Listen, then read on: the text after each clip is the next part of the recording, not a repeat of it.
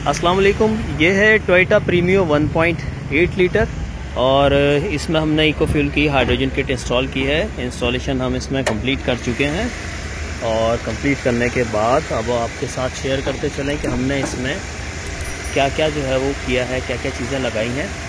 तो फ़िलवक्त तो खैर कुछ भी नज़र नहीं आएगा कि क्योंकि हमारी सारी जो वायरिंग जो पाइप वगैरह होता है वो सब का सब जो है वो काफ़ी प्रोफेशनल तरीके से इंस्टॉल की जाती है, तो उसमें चीज़ें नज़र नहीं आती। तो ये एक तार हमने यहाँ से लिए मैप सेंसर से, ये नज़र आ रही है 2।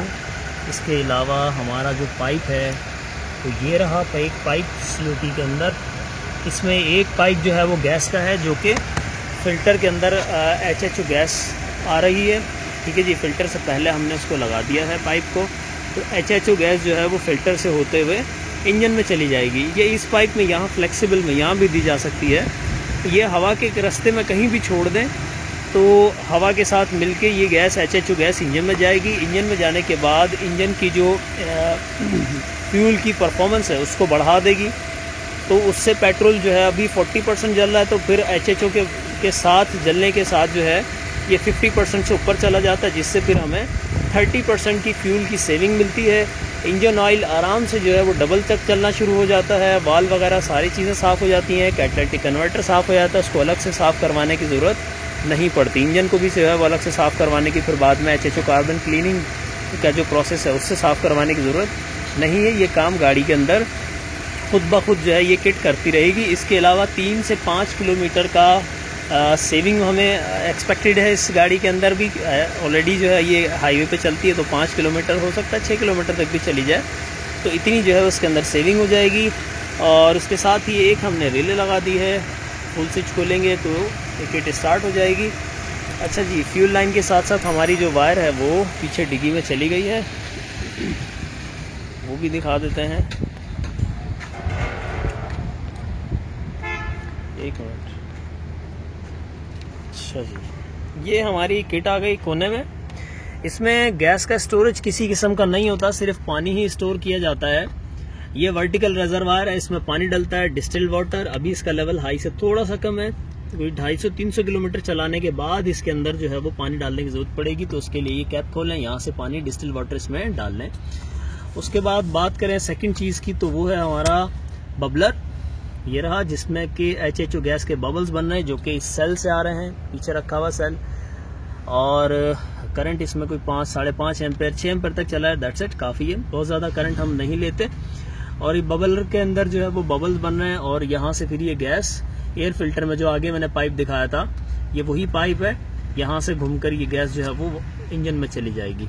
एग्जॉस्ट में इसका इफेक्ट ये नज़र आता है कि स्मेल जो है वो बहुत हद तक कम हो जाती है।